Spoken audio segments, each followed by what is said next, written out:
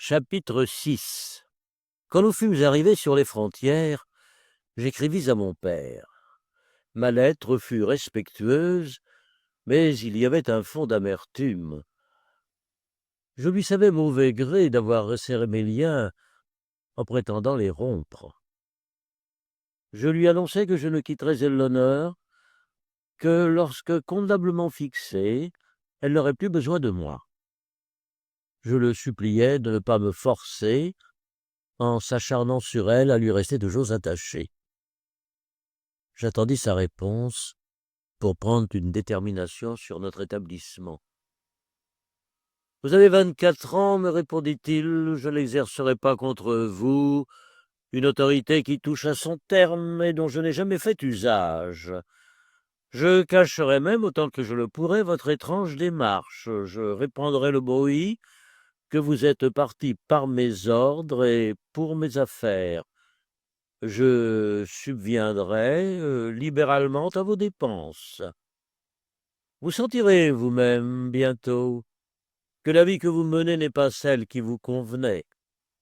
Votre naissance, vos talents, votre fortune vous assignaient dans le monde une autre place que celle de compagnon d'une femme sans patrie et sans aveu. Votre lettre me prouve déjà que vous n'êtes pas content de vous. Songez que l'on ne gagne rien à prolonger une situation dont on rougit. Vous consumez inutilement les plus belles années de votre jeunesse, et cette perte est irréparable. La lettre de mon père me perça de 1000 coups de poignard. Je m'étais dit 100 fois ce qu'il me disait, j'ai eu 100 fois honte de ma vie s'écoulant dans l'obscurité et dans l'inaction. J'aurais mieux aimé des reproches, des menaces, j'aurais mis quelque gloire à résister, et j'aurais senti la nécessité de rassembler mes forces pour défendre Lénore des périls qui l'auraient assailli. Mais il n'y avait point de péril. On me laissait parfaitement libre, et cette liberté ne me servait qu'à porter plus impatiemment le joug que j'avais l'air de choisir. Nous nous fixâmes à Cadène, petite ville de la Bohême.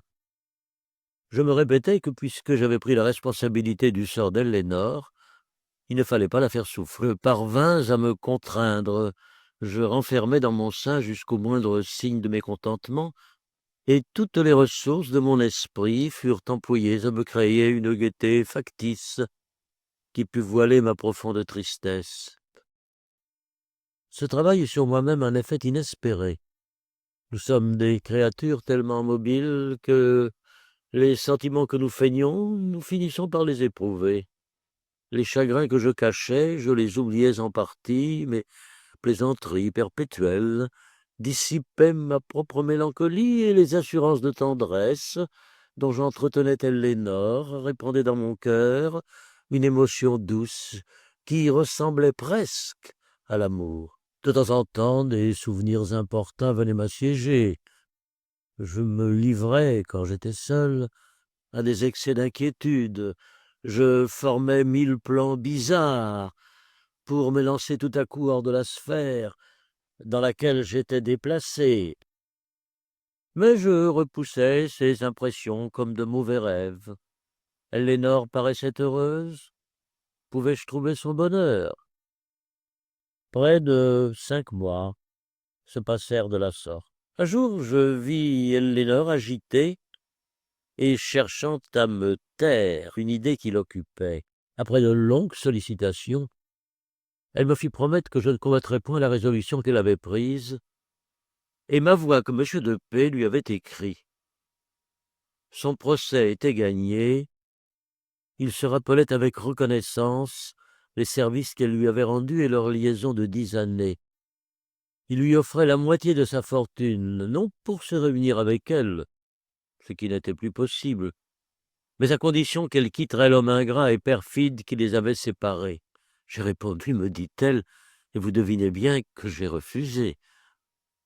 Je ne le devinais que trop. J'étais touché, mais au désespoir du nouveau sacrifice que me faisait Ellénore. Je n'osais toutefois lui rien objecter. Mes tentatives en ce sens avaient toujours été tellement infructueuses. Je m'éloignais pour réfléchir au parti que j'avais à prendre. Il m'était clair que nos liens devaient se rompre. Ils étaient douloureux pour moi, ils lui devenaient nuisibles. J'étais le seul obstacle à ce qu'elle retrouvât un état convenable et la considération qui, dans le monde, suit tôt ou tard l'opulence. J'étais la seule barrière entre elle et ses enfants. Je n'avais plus d'excuses à mes propres yeux. Lui céder dans cette circonstance n'était plus de la générosité, mais une coupable faiblesse. J'avais promis à mon père de redevenir libre aussitôt que je ne serais plus nécessaire à Ellénore. Il était temps, enfin, d'entrer dans une carrière, de commencer une vie active, d'acquérir quelques titres à l'estime des hommes, de faire un noble usage de mes facultés. Je retournai chez Ellénore, me croyant inébranlable dans le dessein de la forcer à ne pas rejeter les offres du comte de P, et pour lui déclarer, s'il le fallait, que je n'avais plus d'amour pour elle. « Cher ami, lui dis-je, on lutte quelque temps contre sa destinée, mais on finit toujours par céder. Les lois de la société sont plus fortes que les volontés des hommes. Les sentiments les plus impérieux se brisent contre la fatalité des circonstances. En vain l'on s'obstine à ne consulter que son cœur. On est condamné tôt ou tard à écouter la raison. Je ne puis vous retenir plus longtemps dans une position également indigne de vous et de moi. Je ne le puis ni pour vous ni pour moi-même. » À mesure que je parlais sans regarder Ellénore, je sentais mes idées devenir plus vagues et ma résolution faiblir. Je voulus ressaisir mes forces et je continuai d'une voix précipitée. « Je serai toujours votre ami. J'aurai toujours pour vous l'affection la plus profonde. Les 2 années de notre liaison ne s'effaceront pas de ma mémoire. Elles seront à jamais l'époque la plus belle de ma vie. Mais l'amour, ce transport des sens, cette ivresse involontaire, cet oubli de tous les intérêts, de tous les devoirs, Ellénore, je ne l'ai plus. » J'attendis longtemps sa réponse, sans lever les yeux sur elle. Lorsqu'enfin je la regardai, elle était immobile. Elle contemplait tous les objets, comme si elle n'en eût reconnu aucun. Je pris sa main, je la trouvai froide. Elle me repoussa. « Que me voulez-vous » me dit-elle. « Ne suis-je pas seul, seul dans l'univers, seul sans être un être qui m'entende? Qu'avez-vous encore à me dire? Ne m'avez-vous pas tout dit? Tout n'est-il pas fini, fini sans retour? Laissez-moi, quittez-moi. N'est-ce pas là ce que vous désirez ?» Elle voulut s'éloigner. Elle chancela, j'essayai de la retenir. Elle tomba sans connaissance à mes pieds. Je la relevai, je l'embrassai, je rappelai ses sens. « Ellénore » m'écriai-je, « revenez à vous, revenez à moi. Je vous aime d'amour, de l'amour le plus tendre. Je vous avais trompé pour que vous fussiez plus libre dans votre choix.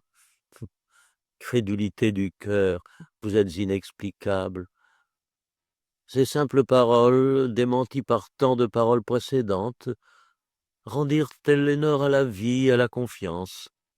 Elle me les fit répéter plusieurs fois. Elle semblait respirer avec avidité. Elle me crut.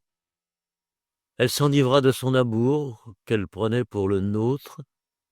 Elle confirma sa réponse au comte de P, et je me vis plus engagé que jamais. 3 mois après, une nouvelle possibilité de changement s'annonça dans la situation d'Ellénore. Une de ces vicissitudes communes dans les républiques que des factions agitent rappela son père en Pologne et le rétablit dans ses biens. Quoiqu'il ne connût qu'à peine sa fille, que sa mère avait emmenée en France à l'âge de 3 ans, il désirait la fixer auprès de lui. Le bruit des aventures d'Ellénore ne lui était parvenu que vaguement en Russie, où pendant son exil il l'avait toujours habité. Ellénore était son enfant unique.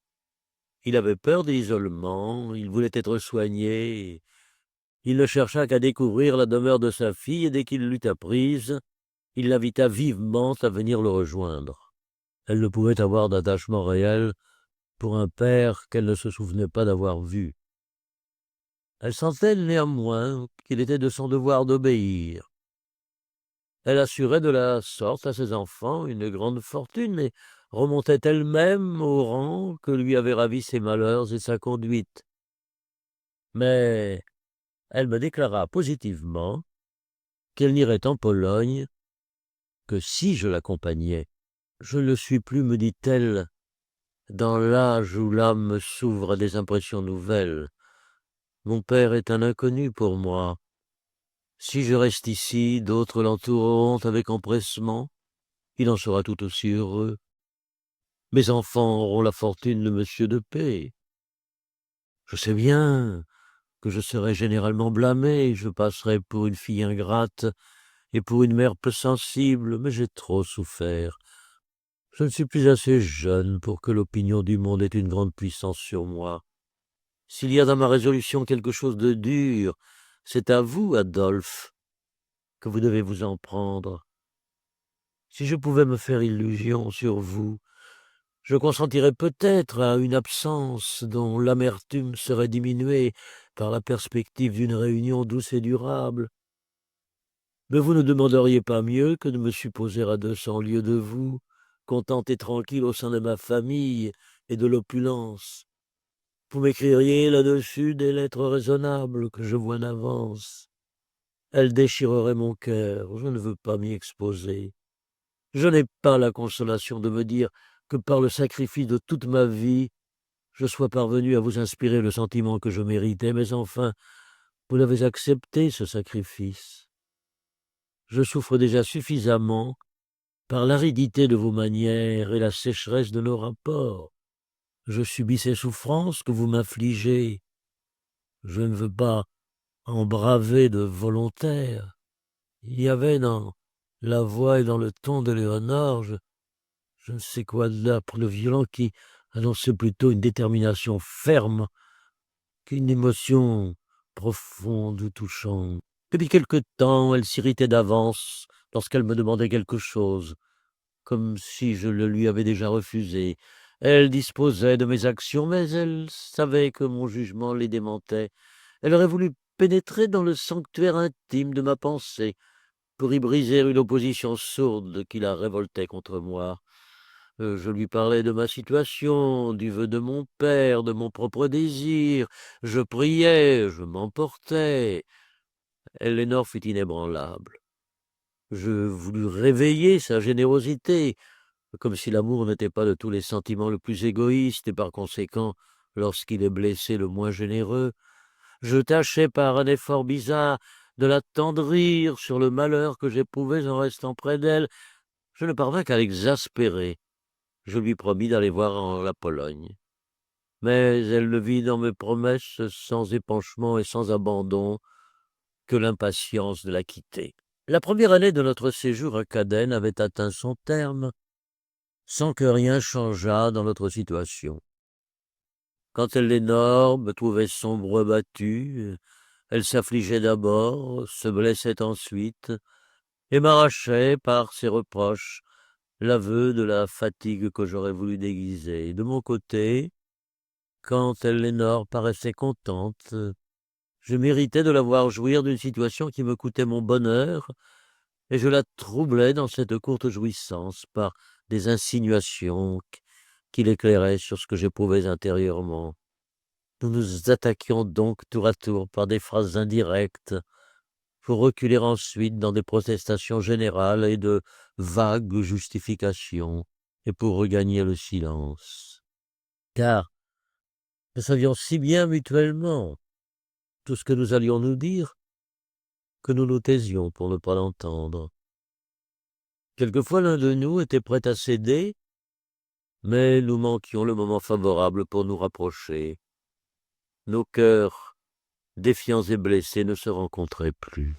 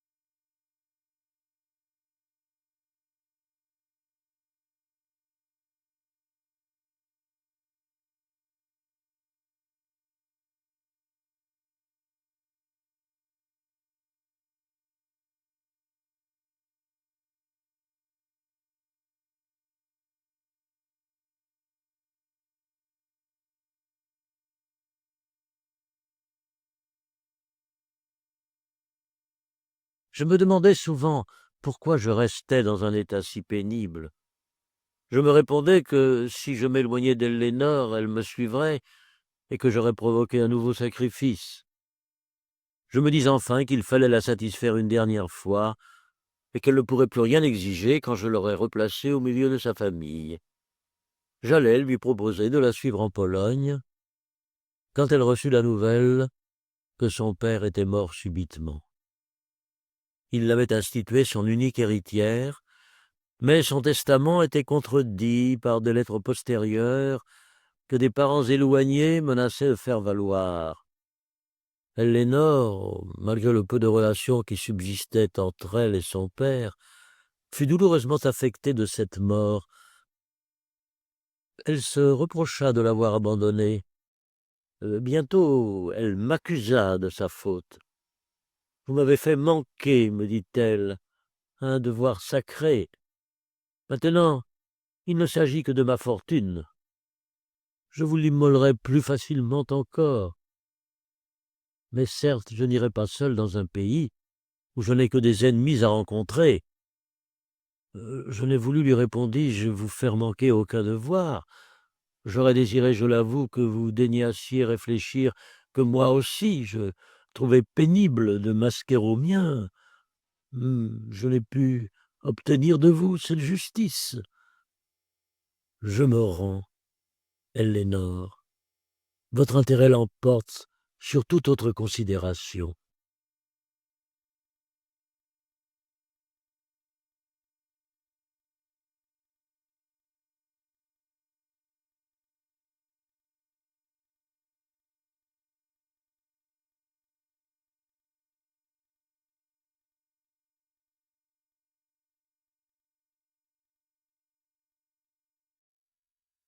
Nous partirons ensemble quand vous le voudrez.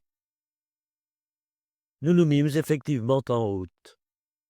Les distractions du voyage, la nouveauté des objets, les efforts que nous faisions sur nous-mêmes ramenaient de temps en temps entre nous quelques restes d'intimité. La longue habitude que nous avions l'un de l'autre, les circonstances variées que nous avions parcourues ensemble, avaient attaché à chaque parole, presque à chaque geste, des souvenirs qui nous replaçaient tout à coup dans le passé et nous remplissaient d'un attendrissement involontaire, comme les éclairs traversent la nuit sans la dissiper.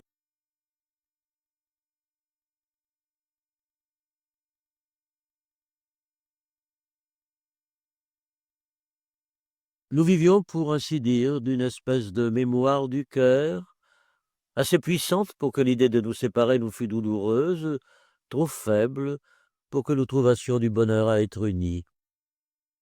Je me livrais à ces émotions pour me reposer de ma contrainte habituelle. J'aurais voulu donner à Ellénore des témoignages de tendresse qui la contentassent, reprenait quelquefois avec elle le langage de l'amour, mais ces émotions et ce langage ressemblaient à ces feuilles pâles et décolorées qui, par un geste de végétation funèbre, croissent languissamment sur les branches d'un arbre déraciné.